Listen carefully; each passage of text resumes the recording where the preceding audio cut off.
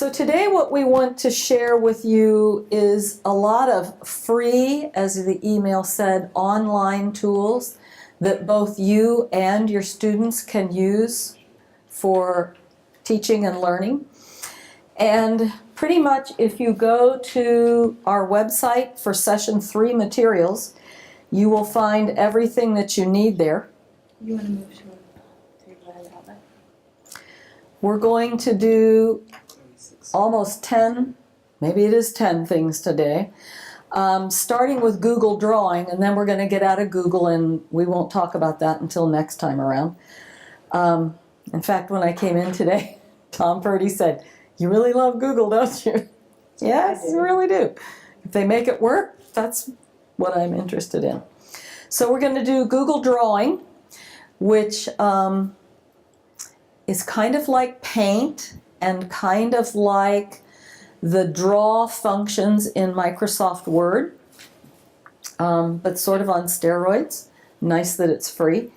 Then we're going to look at Diigo, which is something I told you about last time that was an add-on.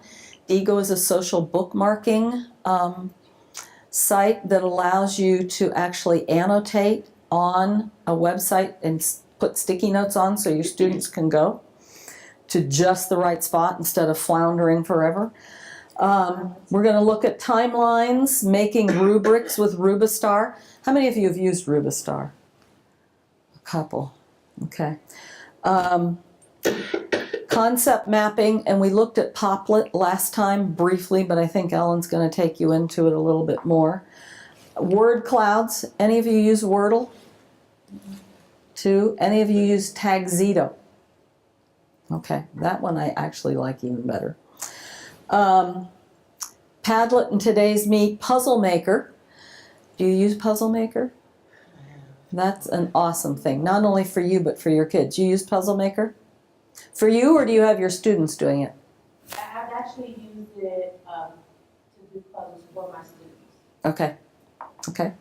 And then we're going to end with Symbaloo, which is another bookmarking site that I mentioned last time. Both Diigo and Symbaloo had never been on the list of things that Ellen and I thought about.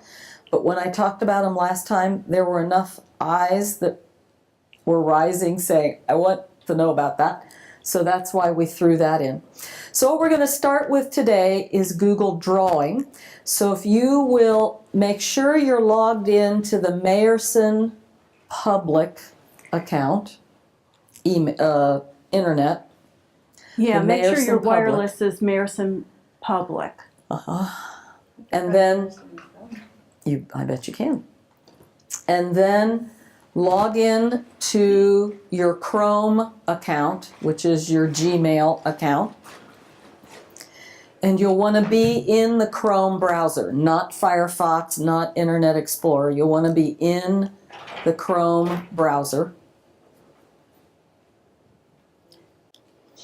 So you want to be on Mayerson Public. You want to log into your Gmail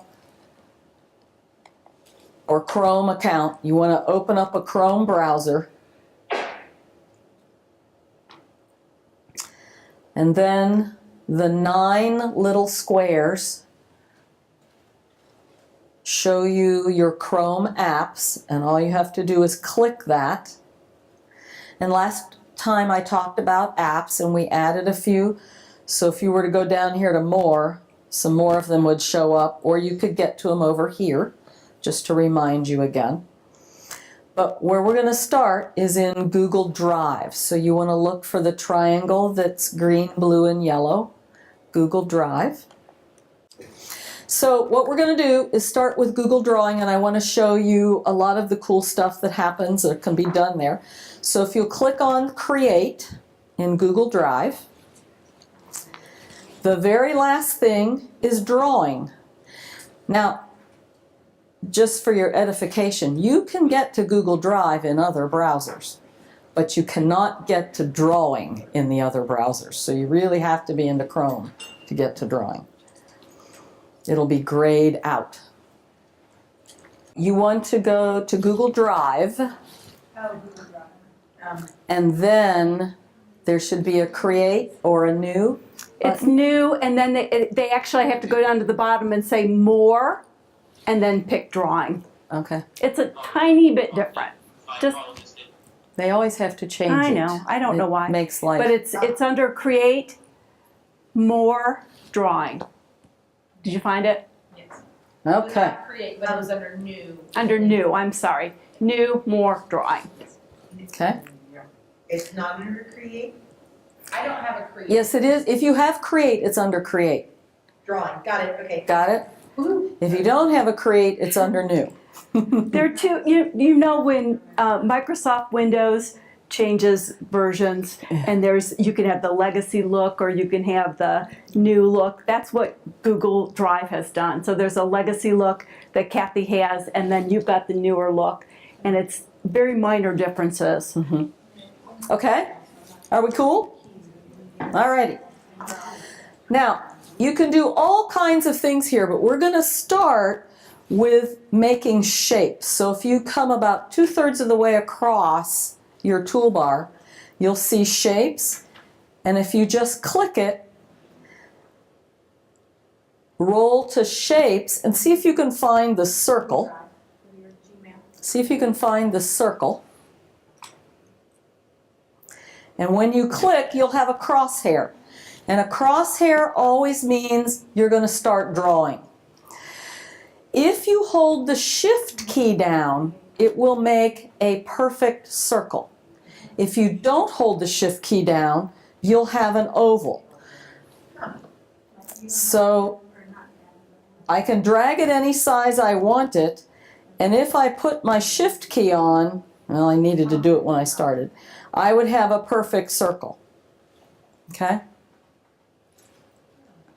And that's true in almost every drawing application I've ever been in. Same with Microsoft Word too? Hold the Shift key down, you get a perfect shape.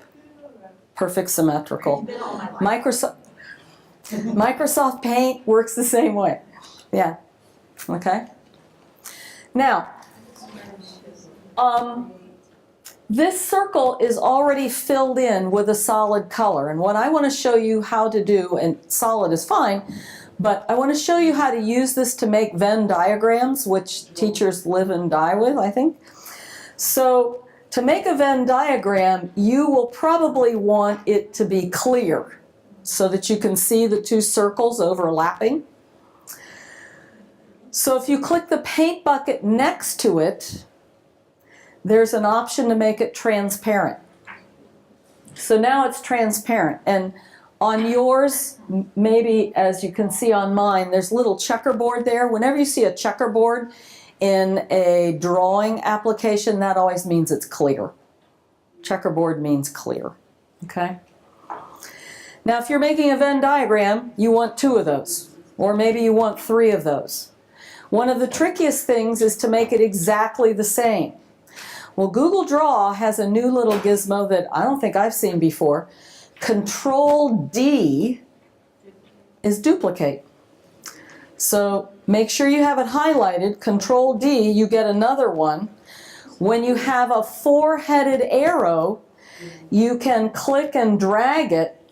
And one of the cool things Google has done is they've given you a horizontal line when you're lined up on the same center plane as the other one. So I'm moving it over and I can see by my red line that I'm lined up on exactly the same plane. Okay, now, cute Venn diagram, but how are they gonna type in that little space in between where the both overlap goes? You know what? That is the only problem I've come up with on this. But I'm a circle hater when it comes to Venn diagrams, I'm sorry. I agree, I want squares, but Yeah, I just do the, I do too. To write in them, you right click. How did you get it so you could see the line where the 2 circles intersect? How did I get what? She made it transparent. I made it transparent. Karen's been doing that while I was looking for minutes. it's the bucket. I think I was. Yeah, but you can make yours transparent now. Just go to the bucket and choose transparent. Yeah. Oh my I'm pressing, dry, create, and dry. So while Kathy's helping, going back to the Venn and how to use that area where the circles Okay, overlap, so if you click I create, would change this to a landscape. Go then into go page down to layout and drawing change and it to click drawing. landscape, and then make my And Venn larger, why is it not and then open? you would have space in that area between to be able to put the attributes that they had in common. So It you should be said opening. landscape, but when I go to page, Yeah, you're gonna Setup. find it in File. yeah, page setup says standard 4:3, widescreen 16:9, widescreen 16:10, and custom. It should just be a landscape. Do you want me to click on file for a minute? Yeah, go into File and Page Setup. File page setup said, and I would, yeah, that.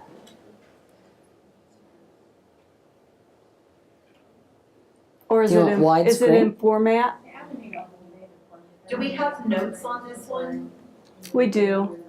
We have videos for you to watch. For No, I a mean regular, notes so that when I go home I can replicate this. No, not written out. There's video tutorials. Got it. I'd do widescreen on that. I There didn't is realize no it was. format. Do widescreen. 1610. Mm-hmm. There you go. Yeah, they became That- ovals. Yeah, it Did skewed them. yours still So you not probably open have to up? do that first. That is bizarre. Why does this say install drive for so your this might be a computer? Almost question, like you don't have it, that's but you a lot do because easier those than- are all in there. The one that I just gave you, I'm sorry. I You did shouldn't have to do that. something along the lines of what she did, and I lost my paint bucket and my, is it because I clicked off of the shape and? Yes, Okay, so I only get that when I'm editing the shape. yes, Got it. yes. That makes sense. Yeah. You didn't lose it. It just wasn't. just wasn't there. So if you right click one of these shapes, you can add text by clicking on edit text. And this works the same way in Microsoft Word. If you're inserting a shape, it works exactly the same way. And you can type in there. Now it automatically left aligns and center aligns from top to bottom, but you can adjust that. If you look at your alignment over here, on your alignment, you can move it. No, that's line spacing. Where is it? Align. You can move it to the top or to the middle. You can move it up. Why is that not going up? This should take it up. There you go. So you have left, middle, right, and you have up, middle, bottom in your alignment. So you can type here, you could press enter and type more, so you could put your whole list inside there. You can also right click on this side, on your second circle, and you can type in that one also. And again, you can use your alignment to move it to the top. The only kicker is it does want to overlap. So in this case, I'd probably be centering it so it gets out of there. In order to put text in this middle ground, what you're going to have to do is put another text box on it. And to get a text box, you're going to click this, and it works just like Word text boxes. And then you can drag it in here and type in that middle area. Okay? Anywhere you're typing text, you will get a formatting toolbar that allows you to pick a different font, to pick a different size, to pick different colors. So are you saying our students would have to create text boxes inside the Venn diagram to type on this? Oh, no, you have to do it on paper. Yeah, you'd have them do it on paper, Sorry. but you would do it. There's no way Well, I would You would do it that. on the screen. I don't have time Do you? to create this. Yeah. And then They're pretty fast at it. No, with paper, turn it sideways, make 3 columns, done. They're pretty fast at it. Yeah. Because I have that, like some of my documents, they can Mhm. just open it and they'll do it. You know what I They would put use that- this for giving quizzes on sentence diagram, which I always have to draw out by hand, and they're nice straight lines. You can also make it and save it as a template for them Right. and give it to them so it's ready to go. You All could they- have one public folder where you keep all of your basic maps. Maybe you've got a web that's an attribute map, and maybe you've got a Venn diagram. Maybe you're using, what's the vocabulary map? The Freyer method, yes, for vocabulary. Maybe you're using that over and over. And so you're keeping all of those maps in one folder, and you've got the templates for them, and it's a shared folder with your students, and you just ask them to go to their Google Drive and retrieve it. And you're not making it each time. I just, yeah, I would want them. Or you have them draw it. You know, their own, because that's Sure. what they're gonna have to do on the. But they're carrying around their devices all day, right, now too, so, no, We they're don't not. have them carry them out all day in the hallways, we're scared of that, Okay, yeah, but they are in their classrooms. We've got them in all of our rooms. Okay. Okay, so text boxes. The other tool that you see up here that you might be interested in, especially if you're a math teacher, is the line tool. And the line tool gives you all kinds of possibilities. You can have just straight lines, you can have ones with arrows, you can have elbow connectors, you can have curve connectors. There's all kinds of things. What you need to understand when you go to draw some of these, I can't see it on my screen at all, is that, the curve. It has a mind of its own when you start to bend it, okay? For some reason, well, I guess I can see it now. It might be the angle I look at this thing on. Some of the shapes that you draw, now I'm going to get my pointer tool and get rid of what I have here. So with my pointer tool, I can hold my shift key down and drag a highlight over everything that's there. It's all selected, and I'm just going to hit delete and have a clean slate. So instead of undo, undo, undo, undo, I just use my pointer tool, select it all, and get rid of it.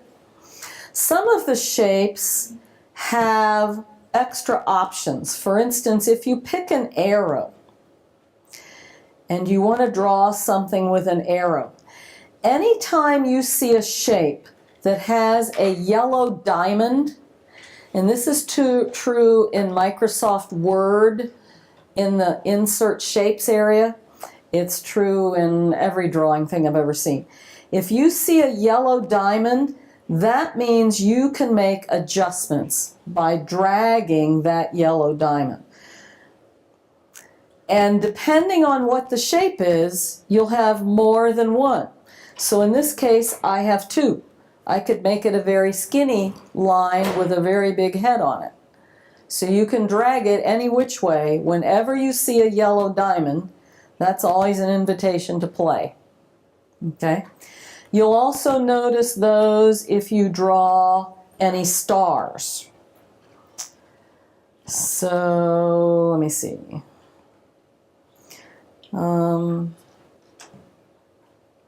Under call-outs, you'll find stars. So I've got a 12-pointed star. And there will be a yellow diamond on all the stars. So you can bring it in like a sea urchin, or you can take it out like a circle. Which makes math teachers crazy. How can that shape become a circle?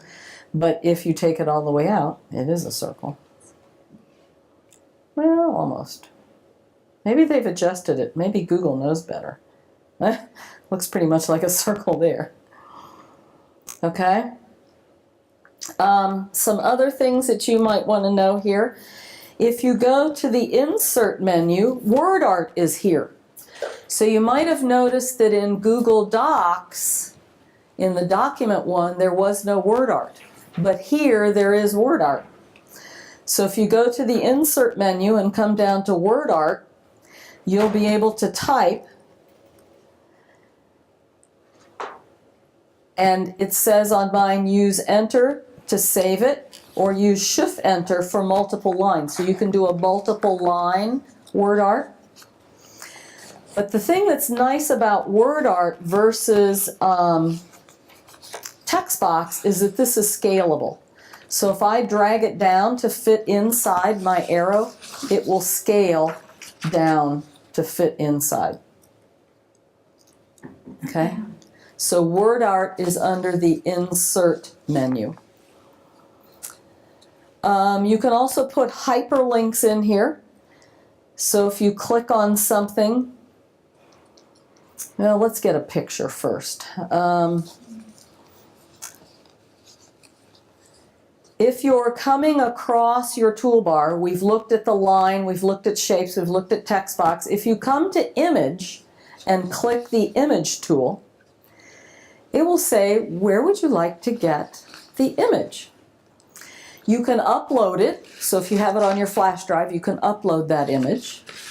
You can take a snapshot by pushing the print screen key. Do your little netbooks have print screen keys? That's an interesting question. I didn't think. Do they have one? Above the system, top Okay. 3 buttons from the right. PRTSC meant. That's what that means. And whenever you push the PRTSCN, Don't SC? you have to hit Alt PRTSC? the difference. If you push Alt with print screen, you just get the top window. If you push print screen, you get the whole thing. So if you have multiple windows open, like you have a dialog box that's open on top of Microsoft Word, on top of something else, if you push print screen, you get the whole thing. You get your entire screen. Whatever's on the monitor. Correct. If you hold down Alt when you push print screen, you just get the top thing. By top thing, do you mean Top whatever layer. window is active? Yes. And we're going to use that a little bit later when we get to word clouds, and you'll see how it works. Okay? Yeah. So if you knew a URL where there was a graphic, you could go there. You could go to your albums that are stored on your device, your picture albums. You could go to Google Drive and get any pictures that you might have stored in Google Drive, but those take up your allotted so many gigs. Or, the thing I really think is cool is that you can click on search, and it takes you immediately to Google search. Huh? Sorry. No, that's all right. And you can type in a word that you're searching for and hit the search button, and it's going to bring up pictures. So maybe I want a graphic of a volcano. Yeah. Okay? So I can bring in my graphic and say select that one, and momentarily there comes my volcano. And you just have to adjust the size to Uh-huh. get what, okay. And then you take your corner gripper handles and you adjust the size. Oh, and incidentally, maybe it goes without saying, but there is a rotator button, so you can rotate, same as you can in Microsoft products.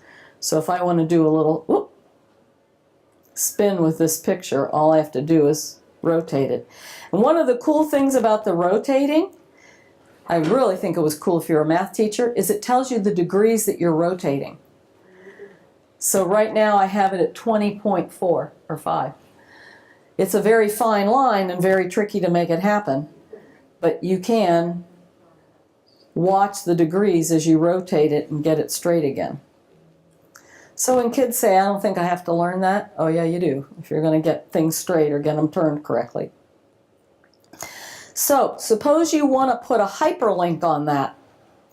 As long as you have your graphic highlighted, you will have a link tool.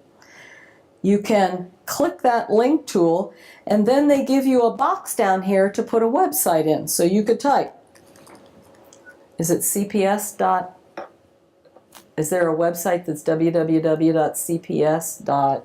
You could just do email.cps-k12.org. Oh, that's more than I want to do. I'm going to do nku.edu. When in doubt, do Google. That's true. And when I click OK, I've got to scroll here to see it. the email address will be attached right below it. And I can change it or I can remove it. And that will become a link for you. And then all I have to do is click it and it takes me out. But I'm not going to wait for that to load. Okay?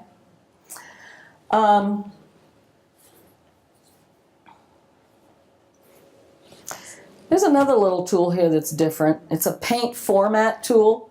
So when we were doing those Venn diagrams, or I have these arrows, I could color my arrow a certain color. Maybe I want to make it red.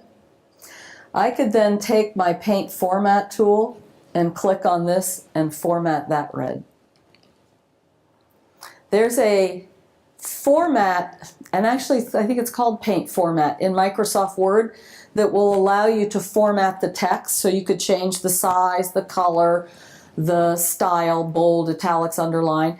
And once you click in that and you hit that format painter, anything else that you drag it over will format to that.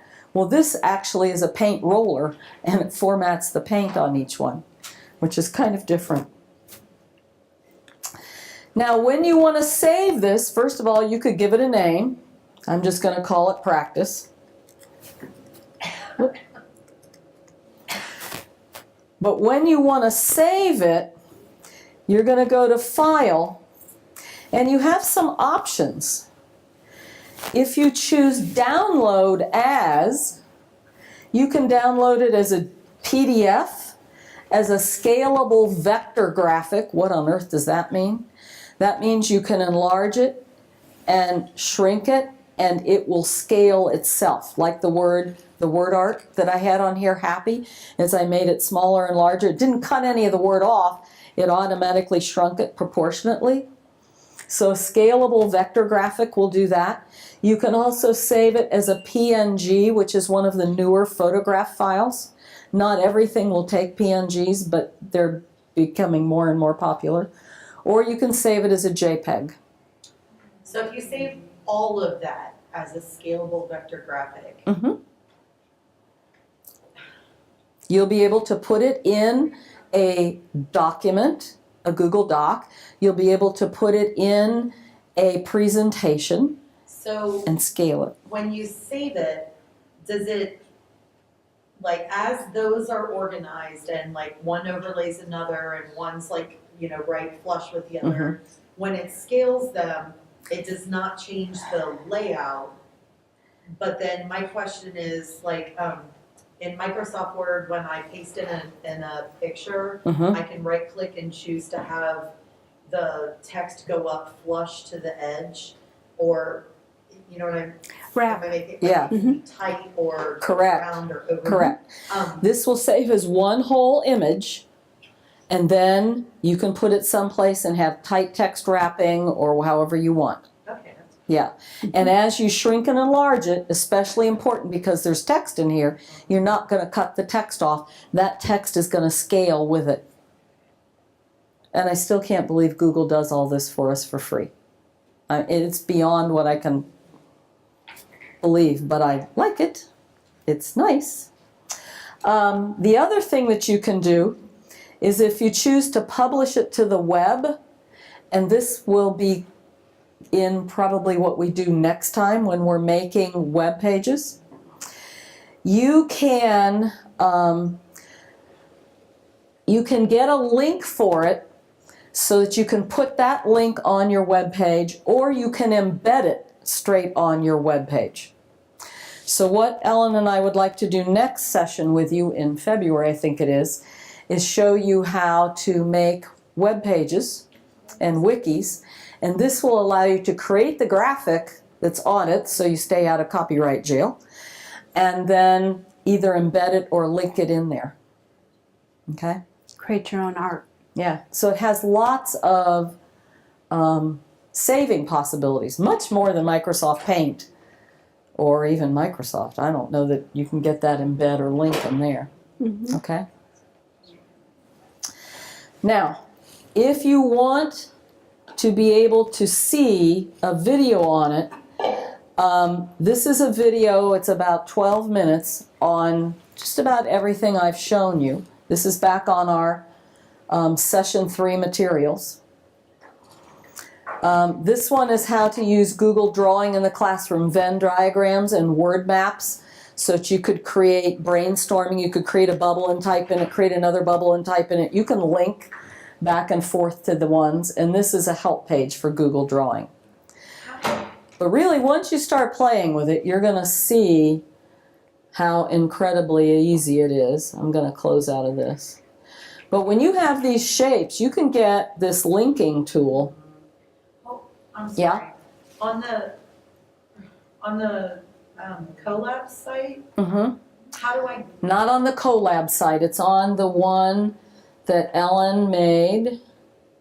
How do you get to our site? Resources for teaching in the digital Yeah. age. okay, I will find it.